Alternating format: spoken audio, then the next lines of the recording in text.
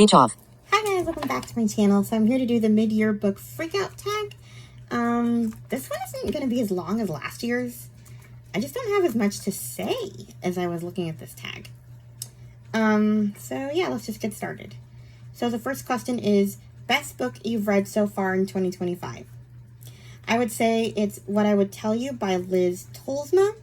I heard about this. It's the Echoes in the Past series, but each book can be read as a standalone. It's basically different people kind of doing like a generation, like a 23andMe test and finding out they have like relatives from, well, so far they've all been from the Holocaust, but they're from like different, I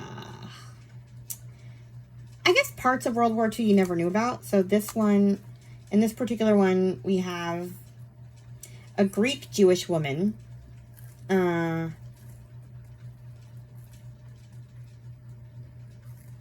It takes place in Salonika, Greece. And we have our... Okay, I'll just read the description. 1941. The pounding of Nazi boots on the streets of Salonika, Greece reverberates in Mathilda Nissum's ears, shaking her large community of Sephardic Jews to its core and altering her life forever. If only her people would rise up and resist their captors. At great risk to herself and those around her, she uses the small newspaper she publishes to call them to action, all to no avail. Her husband encourages her to trust God to watch over them, but God has once again deserted his people. Amid the chaos, Mathilda discovers she's expecting a longed-for child. Still, nothing stops the occupiers' noose from tightening around their necks, and she may have to resort to desperate measures to ensure her daughter's survival. And then we have the 2019 storyline. College student Tessa Payton and her cousin take a popular DNA heritage test only to discover they don't share any common ancestors. In fact, the test reveals Tessa is a Greek Sephardic Jew. This revelation threatens her tenuous faith. Always the overlooked child in her family, she empties her savings account and jets off on a journey to Greece to discover where she belongs and which god demands her allegiance. So this was a really interesting read. She kind of goes on this journey, and it also kind of talks about sort of how the Jews are still, anti-Semitism is still happening today, and how some people even today still don't want to admit they're Jewish. So it was a really interesting read. I gave it 5 stars. I read it at the beginning of the year. For, what was that tag called? Epistolary January. Because it had journal entries and newspaper articles. Anyway. Number 2. Best sequel you've read so far. Honestly, I haven't read a ton of outstanding sequels, so I'm actually putting the 3rd book in the series, Out of My Dreams by Sharon M. Draper. This is from the Out of My Mind series. This is book 3. I really enjoyed this one.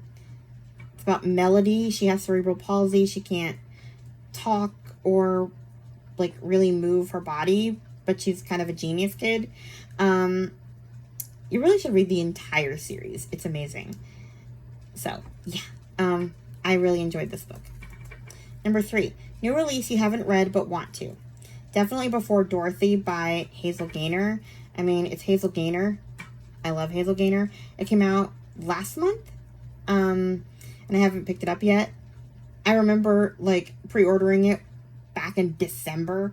Yes, judge me. And I'm going through a phase where, like, I buy all these new releases and then I forget about them. And then, like, I just DNF like 5 of them. New releases that I bought this year and last year. And now, like, I don't even like them. I mean, I don't think it's going to happen with this book. But, like, I'm compulsively buying audiobooks and ending up disliking them. Or not being interested in them, maybe because too much time has passed and I'm interested in something else now. I don't know, but thankfully I just returned to Libro FM that I did not like. We'll talk about that in my next video where I do my mid-month wrap-up, but yeah. Anyway, I talking about that because I thought for sure that as soon as Before Dorothy came out, I would read it immediately, and I haven't done it. It's been almost a month. So, yeah. But basically, it's Auntie M's story. And, oh, there's a plane going by. Anyway, it's Auntie M's story from The Wizard of Oz. I'm assuming there's no magic in here because, you know, she doesn't go to Oz, or does she? I don't know. But it's before Dorothy came and her life and how they took Dorothy in. So, I think it's going to be more real life than magic fantasy. Anyway, number 4, most anticipated book for the second half of the year. For sure, Christine Brown's new book. Christine Brown is from the show Sister Wives. I'm obsessed with Sister Wives. So she wrote a book. It's called Sister Wife, a memoir of faith, family, and finding freedom. It's coming out September 16th. And that one for sure, I'm going to start that the second it comes out. Like the second it comes out. Number 5, biggest disappointment. I didn't have one in the first half of the year. Funnily enough, I have one in the second half of the year, but we'll talk about that in my wrap-up because this is the mid-year checkout. The mid-year freak-out tag, not the whole year freak-out tag. But yeah, first half of the year, like, I've had some 2 stars, but nothing, like, devastatingly disappointing. Number 6, biggest surprise. I had 2 big surprises. First, that I'm into fairy tale retellings. Who am I? I was the kid who legit, like, gave Cinderella side-eye because she was dumb enough to just marry a guy because a shoe fit. Like, I was the 5-year-old wondering, what if the Prince Charming is a serial killer? I was not into sappy stuff. I never was into the Disney. I like Disney, but I liked 101 Dalmatians and, I don't know, Babe, Pig in the City. I liked talking animals back then. I was not interested in princesses. And I never wanted to be a princess, and I never wanted to dress like one. To this day, just kill me before you give me a dress, okay? I want nothing to do with dresses or frilly anything. Being a princess would be my worst nightmare. Like, just, if I found out that I was like the Princess of Genovia, like Mia Thermopolis, just put me in witness protection so that I can hide my identity forever. Disguise me, dye my hair. That is how badly I do not want to be a princess. Wow, that took a turn. Anyway, all that being said, I have fallen in love with fairy tale retellings. I started with the fairy tale retelling, like readathon. I think, who does that one? Katie? Paperbacks and Ponytail? I have to look that up. Anyway, but yeah, I started reading those cat stories. I started with the Twisted Tales books, and then most recently I bought the whole Four Kingdoms like series and like the accompanying series by Melanie Cellier. And I'm reading through those. I bought them during the site-wide Audible sale. I heard about them through Lindsay from BFCG, and they were so cheap, and I'm like, you know what? I've been on this fairy tale kick, let's do this, and so far, I've enjoyed it. Thankfully, it's not a purchase I've yet to regret, which has been happening with a lot of my new releases. So yeah, that is a shocker. I never thought I'd be into it, but I read The Princess Companion, and that was it. I loved it. I'm not saying that I'm going to be, like, reading it, like Lindsay binged the entire series. I'm going to read that slowly, savor it. I like it. I want a palate cleanser. It's not something like, I must know what happens in the next book. That kind of compelled, but I'm in it for the long haul. So, yeah. Anyway. And then the other surprise was a nonfiction book. I had to read this because I'm part of the Braille Institute Library's advisory committee, and we have to attend some events. And, well, I have to, but we try to do it to show support for the library. And the author event for, I think it was April, May, I can't remember. But they read Stealing Home, Los Angeles, the Dodgers, and the Lives Caught in Between by Eric Nussbaum. And we actually got to meet Eric Nussbaum. I got a picture with him. But yeah, it was... I was not interested at all. I mean, I don't care about sports whatsoever.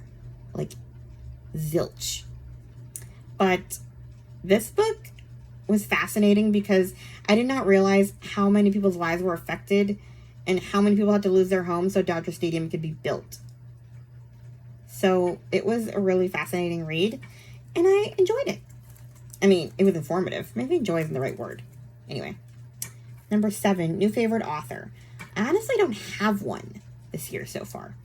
I was like looking through my list, and I'm looking like at all the books I gave 5 stars, and there's some like new books that I read by new authors, but nothing I'm like, I must read everything else that she's ever written type. And the other ones are just authors that I liked last year or in general. Newest fictional crush. I do not have fictional crushes. New favorite character. Honestly, can't think of one. Book that made you cry. A Sister's Promise by Carolyn Finnerty. Actually, maybe this is my favorite character. But basically this book is about sisters Laura and Penny. They were super close. After their mother passed away, Laura was always protecting her younger sister until one day something happened and Penny disappeared. 20 years later, Laura is having marital issues and her children are basically off to college, and Penny has spent her whole life running away from her problems until one day she basically has to come home for reasons. You know what? I'm just going to say it. No, I won't. But she turns up on her sister Laura's doorstep with her little girl. And yeah, why is she there? Who is this kid? Well, this kid is her daughter. I don't know why the description says, what does Penny want and who is this little girl? This little girl is her daughter. I don't know why they make it into a who is this weird orphan that just popped up. That's not what this book is. I'm not going to tell you why she's there, but this kid is her child. Penny carries a devastating secret that will tear their bond as sisters, that will test their bond as sisters, and is forced to make an impossible choice. Can the sisters find it within their hearts to forgive and unite before it's too late? I won't tell you why, but I love Laura, like, a lot. As a big sister, I don't know how much I liked Penny. I mean, I liked her well enough, but Laura was, like, my favorite big sister character so far. I don't know, for some reason I like, I guess because I have sisters with huge age gaps, I was, like, the youngest, and my sisters were, like, 14 and 15 when they had me, so, like, if I ever had kids, my sisters would be, like, very old aunts. And that's kind of what this is, where, like, Laura has college-age kids, and here comes her little 3-year-old niece. Anyway. But that book made me cry. Can't tell you why. Number 11. Books that make me happy. A book that made me happy. Honestly, the only thing I can think of that has made me cackle in the last half of the year is Finley Donovan. I mean, Finley Donovan is hilarious. Most beautiful... Bleh, I can't speak. Most beautiful book you've received. I don't own any books, beautiful or otherwise. And the rest of the books you need to read this year, we're not going there. We'd be here all day. So yeah, that is everything for this tag. Please like, comment, and subscribe, and I will talk to you guys in my next video. Bye. Stop recording video.